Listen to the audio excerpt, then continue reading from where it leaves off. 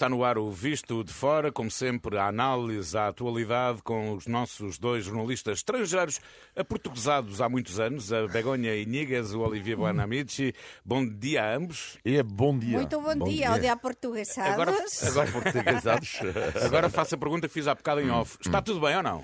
Está tudo Está ótimo. ótimo. Maravilha.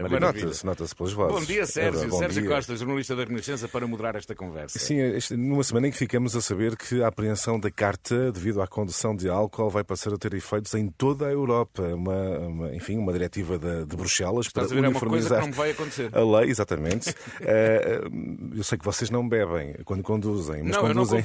eu não conduzo. Eu sei que tu não, mas Mas não se pode- Olivier e Begonha... Mas não se pode não fazer tudo, não é? Exatamente. Vocês conduzem cá e lá? Não. É pouco, Muito realmente é muito pouco. Mas Sim. atenção, isto Vou pode ser mais de extensível a comboio. multas. Pode ser Eu- extensível a multas, excesso de velocidade. Atenção. Eu nunca fui multado ainda, é Não inacreditável. acredito. Não acredito. acredito. Nunca fui multado, não estou a dizer, num controle fui multado. Mas assim, ele disse ainda, mas atenção, nunca, já fiz vários alcool tests, mas nunca positivo. Porque 2 copos de vinho com 50 anos, eu acho que dá, não é? Mas acho que Portanto, tem a ver são com a tua cidadãos altura. moderados. Tem a ver Como? com a tua altura. Sou moderado. O quê? Com a tua altura. Sou minha altura? Sim, depende da altura, não é? Porque imagina, 2 copos para mim. Sim, claro, tu Fraquinho. nem metade de um copo podes tu. Mas eu acho que, pronto, a novidade de facto é que os jovens já não podem, portanto é zero, não é? Muito bem. E acho muito bem. Muito bem, vamos à análise dos temas que dominaram a semana. Recordo que o Visto de Fora é uma parceria Renascença e Euronet, a rede europeia de rádios.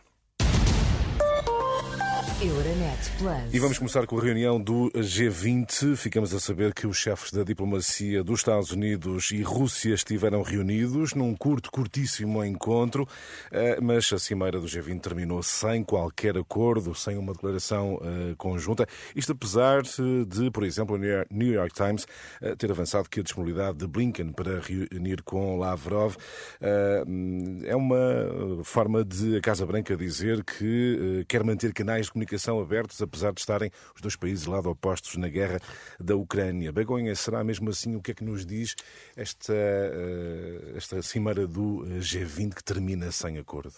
Pois o que nos dice que a realidade mesma, non é? Os Estados Unidos queren há bastante tempo e desde que comenzou o conflito liderar tamén todo o que ten a ver con as negociações. No primeiro momento falouse tamén da vía da Turquía como negociação, e tamén falouse da China como tamén o seu papel para negociar, mas sin dúbida son os Estados Unidos os que queren levar o gato á agua.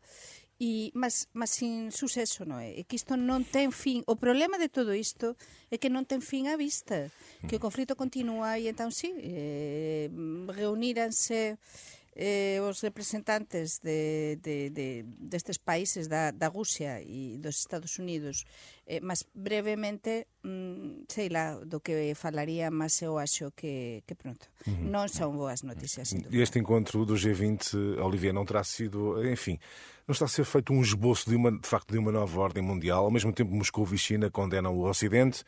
O que é que tudo isto nos diz? O que diz é que, de facto, sim, estamos perante talvez uma reorganização, pelo menos ao nível mundial. E há uma notícia que eu achei bastante curiosa, que não é muito importante, mas que tem a ver com o xadrez. Esta semana, acho eu, a Federação Russa de Xadrez decidiu sair da Europa e vai depender agora da Federação Asiática. E isto eu acho que é um sinal que as coisas estão a se reorganizar de uma certa forma. Agora, a questão aqui em relação ao G20, a conclusão que eu tiro, fico sempre abismado com a declaração do Sr. Lavrov e companhia. Sim. Se não fosse a guerra, para mim era um sketch. Estou mesmo a falar sério, para mim é um sketch. Eles falam, e juro, eu tenho mesmo vontade de rir se não fosse a guerra, porque quando eles dizem non-stop que eles sentem-se ameaçados pelos ocidentais, isto para mim, é um sketch. É um sketch, é terrível, porque negociar com pessoas assim é muito complicado, quando tu és o agressor. E quando tu vais dizer que tu sentes ameaçados, é muito complicado negociar com estas pessoas. E depois que falas dessa nova, que concordo, dessa nova ordem mundial, não é? Que estamos a viver, e temos precisamente na votação final desta cimeira do G20, quem é que votaram juntos? A China votou do lado da Rússia. Exatamente. E depois a questão da hipocrisia da China, que é, que é um dos países especialistas mundiais em hipocrisia, mas que é a questão da China, que é, vai já propôs um plano de paz, alegado plano de paz da Ucrânia, primeiro sem consultar a Ucrânia, que eu acho genial e inacreditável. Mas além disso... Manobras de diversão, do teu ponto de vista? É óbvio. E além disso, neste plano de paz, não há uma palavra sobre o facto da Rússia ter que sair da Ucrânia.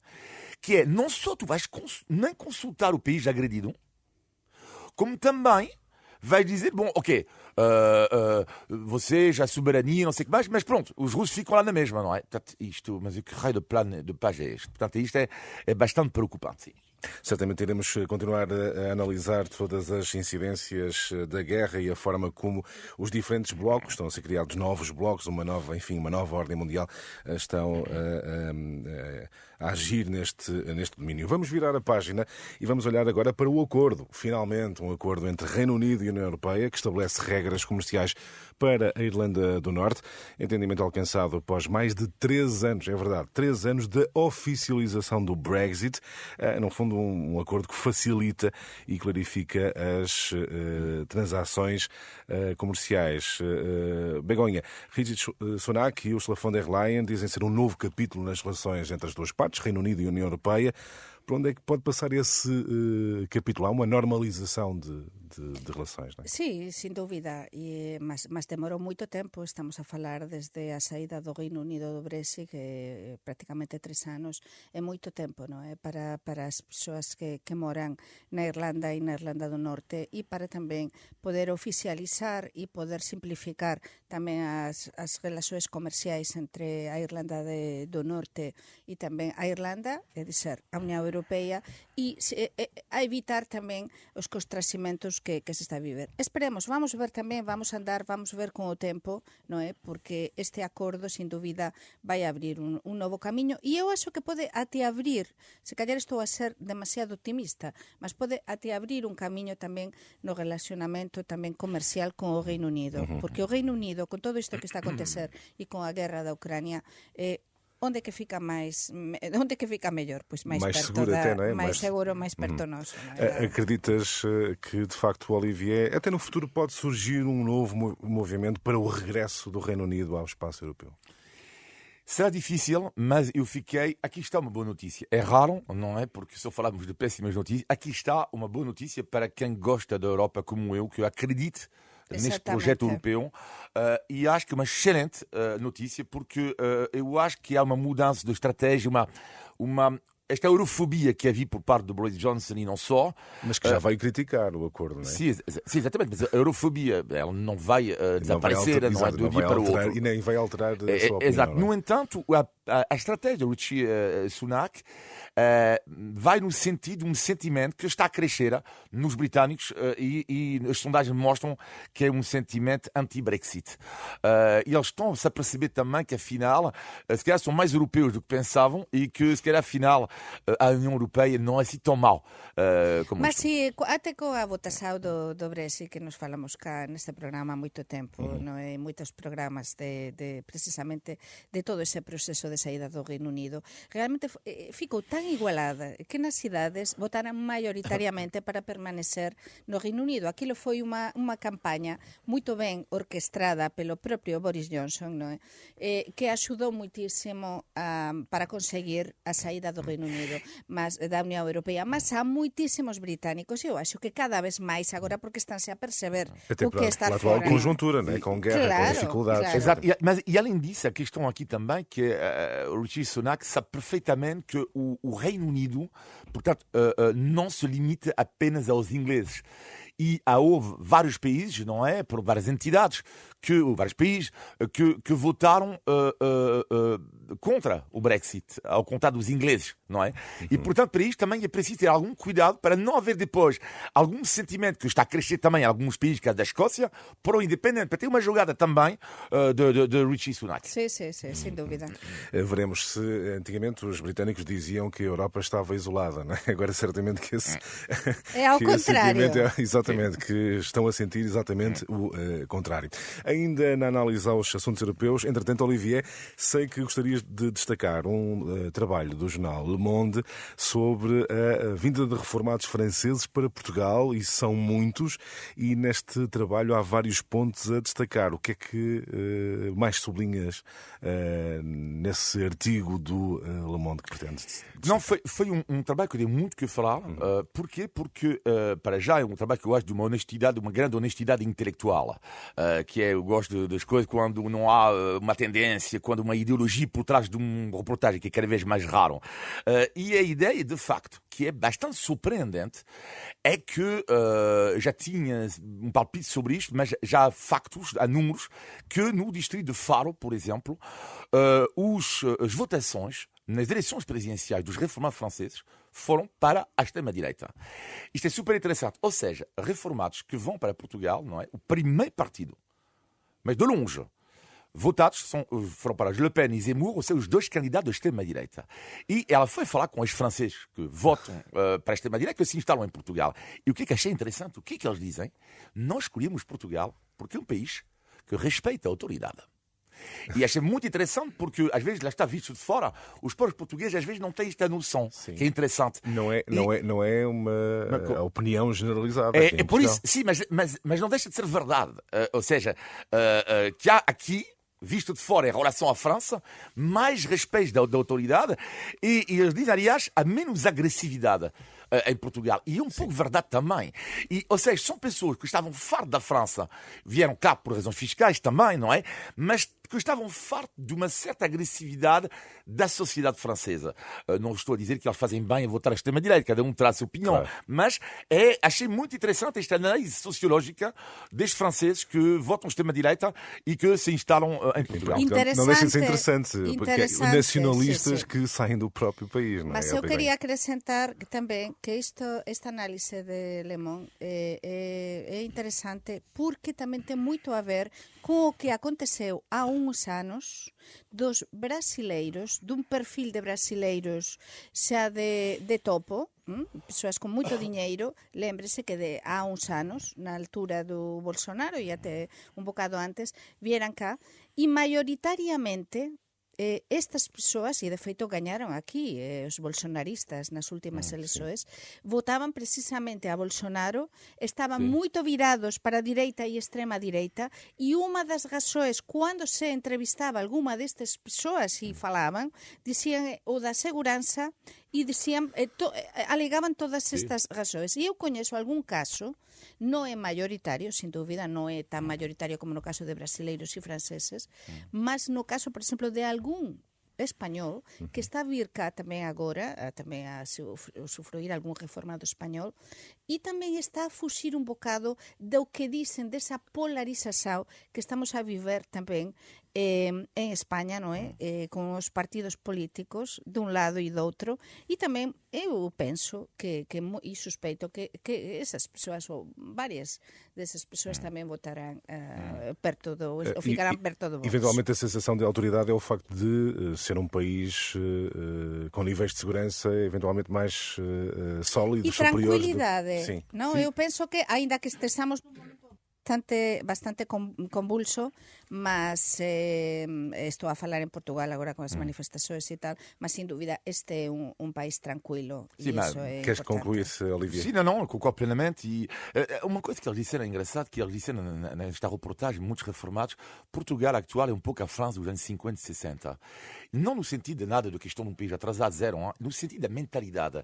Eu não vivi nos anos 50 e 60, mas eu sei muito bem que havia em França, na altura, um pouco uma certa doçura da sociedade francesa. E esta doçura, ela desapareceu, em grande parte, e aqui Portugal continua a ter um pouco desta doçura que nós sentimos também diariamente em Portugal. Mas atenção que tudo isso pode se voltar em contra, porque precisamente esta desproporção tan grande que se está a criar entre os reformados de luxo de diferentes países, tanto de fora da Unión Europea como de dentro da Unión Europea, falo non só dos franceses, do resto da Europa, en contraposición co nível de vida dos portugueses, isto pode-se voltar en contra. É um bom ponto de partida para avançarmos, feita a análise aos temas europeus, avançarmos já a seguir para os assuntos nacionais. Já agora dizer que o Visto de Fora é uma parceria Renascença-Euronet, a rede europeia de rádios. Euronet Plus. Vamos olhar para o país. Esta semana fica marcada por uma imagem, um comboio sobrelotado, o que obrigou um passageiro a acionar o travão de emergência. Uma outra passageira foi assistida, sentiu-se mal. Vários utentes decidiram seguir caminho a pé pela linha, na linha de Sintra. Begonha, que Portugal é aqui mesmo ao lado. Exato. Sim. E é uma linha que tu utilizas, Sim, Paulino. diariamente, Exatamente, sim. diariamente. Begonha, que Portugal é este? Surpreendeu-te estas imagens? Non me sorprendeu nada o Portugal real. Acho que moitos dos nosos políticos deberían facer este percurso, como fixeran moitos dos nosos colegas nas súas reportaxes, non é? Para informar os ouvintes, os televidentes e tamén os nos xornais. Os políticos deben facer. En vez de ir tamén a Betel, por que non ir nestes comboios, Claro, ir de barco? Porque isto é unha realidade. Os tres que estamos aquí, sobre todo Paulino e eu, andamos máis de transporte público e entón sabemos, eu non costumo, eu moro no centro de Lisboa, non costumo apañar esa liña, mas sí que apaño o comboio, apaño o metro, sei o que acontece, e isto é unha realidade. É dizer, se a greve de comboios e as persoas na liña de Sintra só teñen esa hipótese, as persoas que só teñen esa hipótese Exatamente. mesmo, que o que van facer? Pois estas imaxes que vemos teñen de estar a entrar persoas nun dos poucos comboios e das poucas carruaxes e acontece todo isto, este sinal de alarme, é a realidade. Já Por agora acaso, deixem-me dizer, por experiência própria, não me venham os sindicatos como vieram dizer, que é sempre assim, e não só em dias de greve que este tipo de coisas acontece. Pelo menos nos horários que eu frequento, eu venho sempre sentado, tanto para cá de manhã, como depois, quando vou para casa, vou sempre sentado. Com maior ou menor dificuldade, arranjo lugar. E a verdade é que nestes dias de greve eu vinha com o nariz encostado ao vidro Claro. da porta. Por isso que o nariz está estranho hoje. É um bocado. Mas então tu poderias... Portanto, não me venham dizer que é todos os dias. Não, Tu não, és é em dias de greve. testemunha mesmo de que isto é uma Nestes realidade. dias, o meu regresso a casa, sempre em pé, encostado à porta de entrada, tudo ali, tudo em sardinha em lata. Pegando nesta ideia do Paulino Olivier, é um facto, o direito à greve, enfim, é um direito, tem que ser respeitado. Salvaguardando isso, claro. Exatamente, mas neste caso, olhando para a greve na CP, não está a prejudicar, não são os mais desfavorecidos, os mais pobres, que estão a ser mais os verdadeiros prejudicados. Como sempre, eu diria sempre, acontece em qualquer país, qualquer greve assim, é sempre, quem paga a fatura são sempre os mesmos. Portanto, são sempre a mesma coisa. Agora, claro, para mim, visto de fora, pode me permitir, não estou a dizer que não é grave o que aconteceu, claro que é, mas é verdade que quando compara esta realidade das greves em Portugal versus a realidade dos países francófonos, é claro que isto para mim é uma coisa que em França quase não se fala. Mas deixa-me porque fazer então esta pergunta. Acontece tantas vezes. Mas há greves assim infelizmente, contínuas, Como? Há greves assim contínuas Sim. por muito Claro. tempo? Sim, claro que há, e até a um nível Mas- muito mais forte. Não é? Agora, a questão aqui, que é interessante em Portugal, é que estamos, na minha opinião, no início do movimento que já começou com os professores, agora a greve dos comboios, que é uma revolta, e também o facto da extrema-esquerda já não fazer parte do governo, nunca fez parte, mas estou a dizer, da geringonça, a geringonça já não existira, faz com que os sindicatos e o eleitorado que está mais perto da extrema-esquerda, hoje em dia está mais na rua. Isto para mim é óbvio que há uma ligação entre o fim da geringonça e, neste momento, também mais movimentos de greve Boa e mais análise, revolta. boa Para mim é análise, óbvio. sim, senhor. Sí, estamos numa nova fase, numa nova era, numa nova realidade en Portugal, porque é moito significativo. Isto faz-me lembrar en 2011, 2012, 2013, todos esses movimentos, como estaban as persoas nese momento. Agora en Portugal está a acontecer isto, mas para mí é moito pior que nesa altura, porque nós os que estamos cá vivemos esa altura, tivemos de Temos o acompañar. Estado a falhar em serviços essenciais. Mas exatamente, Begonha. porque isto E também está olhamos, a por piorar. exemplo, às urgências, encerramento de urgências em períodos específicos, falta de pessoal clínico nas unidades de saúde. Consideras que este é um momento pior do que no tempo da Troika? É un momento, eu acho que ben pior, porque son moitos anos de continuidade do mesmo problema. E entón, eu non sei como os portugueses teñen de verdade tanta capacidade de aguante, de resiliencia, de resistencia, porque isto acontece na França e na España, e isto xa tería explorado totalmente, tería, non sei, por qué? Porque non, nada mudou prácticamente, por moito que nos digan os políticos, nada mudou. Chegou a altura da troika, tébese de cortar, e depois, por moito que nos digan os políticos, as coisas non melloraran. Falan de investimento, de máis investimento, mas vamos ir á realidade. Nós estamos cá para analizar objetivamente a realidade. Cando se fexan urxencias pediátricas, por exemplo, en Loures, sí, todo fin de semana, Loures, un concello como Loures, con tantas persoas que moran lá, que acontece? Algo grave está de acontecer. Ou cando estás a ver que há hospitais importantes de Lisboa que só van a abrir para as urxencias pediátricas durante o día, dices, ui, que acontece aquí? Aquí, então, algo non se está a organizar ben. Por iso, para mí, as coisas, cando se prolongan no tempo, non melloran, sino que están a piorar. Claro. Sim, mas nada a acrescentar. O caos habitual, continua o caos no sistema de saúde português. Nada, e por falar em desfavorecidos, olhamos então em tempo de inflação. Esta semana ficamos a saber, Olivier, que de acordo com a ASAI, há um aumento exagerado de preços, situações de margem de lucro bruta acima dos 50%. Por isso a ASAI abriu vários processos crime por especulação.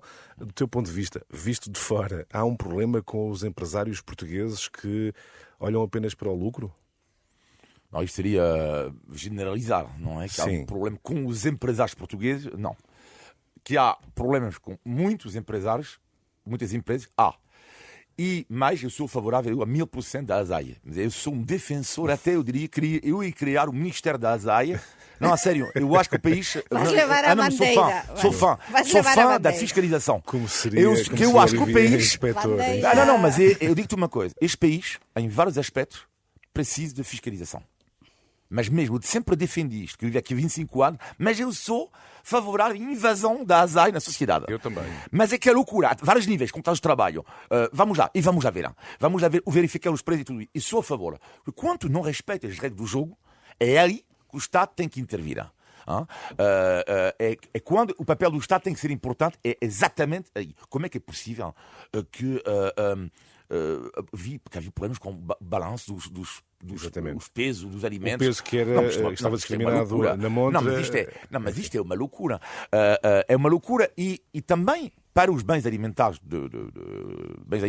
como se diz, de primeira necessidade, aliás, também temos que ver porque é que os preços aumentam 70%, 80% e tudo isso. Isto não pode ser assim. Não pode ser assim. E fiquei contente, claro, com a ASAI, que o trabalho da ASAI. Mas isto, visto de fora, temos de tamén ser realistas e explicar que aos nosos ouvintes que acontece tamén nos nosos países. Exatamente, já falavas da última semana em Espanha também há... Então, se comparamos, isto non é para que os nosos ouvintes perceban que non hai que desastre en Portugal, non. É que no momento de crise sempre há persoas que se aproveitan, nin todos os empresarios, porque non é así, mas há algúns que se aproveitan, porque todos estamos a ver como, por exemplo, há moitas embalaxes de produtos que nos costumamos consumir e comprar nas nosas casas que vemos que están agora máis pequeninas. Exatamente. E por qué? Para non subir, tentan manter o prezo e nos enganan a explicar ou tentan nos convencer en temas de marketing de que todo está igual, manteñen o prezo, mas realmente a quantidade é muito menor. Isto se está a fazer em todo lado. Por isso é necessário fiscalização. Estamos mesmo a chegar ao fim do nosso tempo, mas ainda queria falar da atualidade política, porque Pedro Passos Coelho, esta semana foi recuperada a ideia de um eventual regresso. Terá sido mesmo à boleia de afirmações de Marcelo Rebelo de Sousa. Num evento privado, Passos falou sobre política. Marcelo sublinhou ser um discurso de futuro. Olivier, muito rapidamente, como é que olhas para estas notícias e será que Passos será a única figura que pode criar agregar todo o espaço da direita, eventualmente até anulando o Chega? Como é que tu vês estes movimentos? Muito rapidamente. Então, sim, rapidamente. Então, como eu lembro-se que eu tinha acertado num governo, às vezes, claro, não acerto, mas eu acertei no governo, então posso-vos dizer quem vai ser eu agora, o futuro primeiro-ministro de Portugal. Estava a pensar, eu vou apostar no Carlos Moedas. Bom, mas isto é a minha aposta, que eu acho que ele vai ganhar, será ou o futuro primeiro-ministro nas próximas eleições, ou eu acho que será ele. Mas passando agora aqui, passo a escolher rapidamente. Se ele faz a unanimidade, eu acho, dentro do seu próprio partido, ele foi rejeitado por uma grande parte da esquerda portuguesa. Aliás, foi por causa disso que ele tinha chegado em primeiro lugar nas eleições, é preciso não esquecer, mas ele não conseguiu a aliança. E hoje em dia, a grande dificuldade para governar, e ainda pior nas próximas eleições, vai ser a capacidade que alguém vai ter, não de ficar no primeiro lugar, porque eu acho que o PSD tem tudo para ficar à partida no primeiro lugar, ou será atacar com o PS, mas a grande questão para o novo líder do PS e quem vai estar no PSD na liderança vai ser arranjar alianças. Será que o Passos Coelho é a pessoa certa para isto? Não sei. Begonha, muito rapidamente. Eu Begonha. penso que cada vez máis persoas do centro-direita están a ollar para o Passos Coello como unha alternativa certa, precisamente pela súa integridade, pelo que ele fez e porque se está a ver que ele gobernou en momentos moito difíceis para o país e ele demostrou que non deixaba os portugueses sozinhos. Pode ser criticado por algunhas coisas, por excesiva austeridade, mas sin dúbida por empeño e por lutar ata o fin, por cumprir os objetivos, eso ninguén esquece. E, portanto, moitos portugueses de centro-direita e do seu partido queren que ele volte. Entón, pódese abrir aquí, se ele quiser, pódese abrir un momento político interesante para a carreira tamén de cara a ver que vai acontecer na liderança de centro-direita. Faltam 14 minutos para as 11. Está na altura do índice de Tugalidade. Índice de Tugalidade. Nossa Senhora, que susto! Então. Qual foi o teu menú de pequeno almoço? Qual foi? Normal. É que eu veio com 1,85 m. Um café muito carregado? Que comiste? Não, tranquilo. Pilhas Duracell ou quê? Olha, não seria o caso neste momento, mas eu às vezes estou aqui a ouvir-vos falar e dou comigo a pensar na morte da bezerra. Qual é a expressão? Pensar na morte da bezerra. Na morte da bezerra. A morte da becerra, eso é Sabem que é uma bíblico. bezerra, sabem que é uma Sí, bezerra. a morte da becerra. Claro, un becerriño. Um becerrinho. Um becerrinho En galego é becerro, non é becerra. Um beijo. Dou-te um becerrinho. Non, cordeirinho. Em galego. Un cordeirinho. Não tem ideia, então. Não, zero. A morte da becerra. Vocês, tanta vez que vocês de certeza ficam a pensar na morte da bezerra. Tanta vez. Bem, começando pela origem desta expressão. A bezerra é um animal de quinta, não é? Não é de estimação.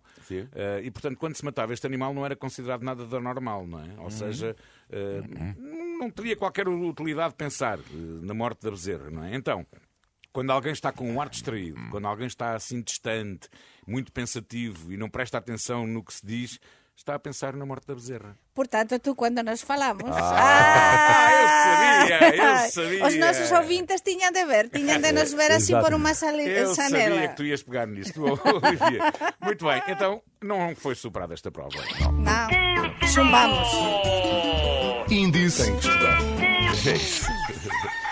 Tem que de estudar mais. Tugalidade. Vocês não percebem nada de pecuária, é o que é. Bom, vamos ao positivo e ao negativo da semana. O teu negativo, Begonha. Ai, o negativo xa falamos diso há un momento, mas penso que é moito negativo o que está a acontecer con as urxencias pediátricas, con a saúde en xeral en Portugal, mas sobre todo, xa non nacen moitas crianzas en Portugal. Si realmente non cuidamos da saúde e non cuidamos dos nosos fillos e das crianzas e dos bebés, en que país estamos? É dizer, acho que os políticos deben refletir nisto e, dunha vez por todas, tentar encontrar algún tipo de solución para isto, porque senão o Sistema Nacional de Saúde português cada vez vai estar pior. E o teu negativo, Olivia? O meu negativo tem algo a ver com uma coisa que eu já vivi com isto há 25 anos, desde que eu vivo aqui em Portugal, que é o facto dos homens portugueses, em geral, terem imensas dificuldades em falar de sentimentos. Eu acho que é uma coisa que me marcou imenso na altura e que ainda marca. Eu tenho muitos amigos portugueses e é engraçado em que entre eles dá para falar de tudo. exceto de uma coisa, é engraçado, tem a ver muito com o pudor da sociedade portuguesa, em geral, do pudor, que leva, às vezes também, infelizmente, o pudor a ter algo que eu acho que não é positivo, que é a dificuldade de exprimir sentimentos entre amigos e falar de coisas das nossas vidas. Por exemplo, quando eu pergunto a um amigo meu, estás feliz ou não com a tua mulher, a resposta dele normalmente é cala-te e bebe um copo. Portanto, Oliveira, não, que mas tu não és gostam. muito profundo. Não, mas não gostam. Mesmo é algo de dificuldade de falar de sentimentos entre homens. Tu daste com homens esquisitos, tu. Bom, não, o teu não. positivo.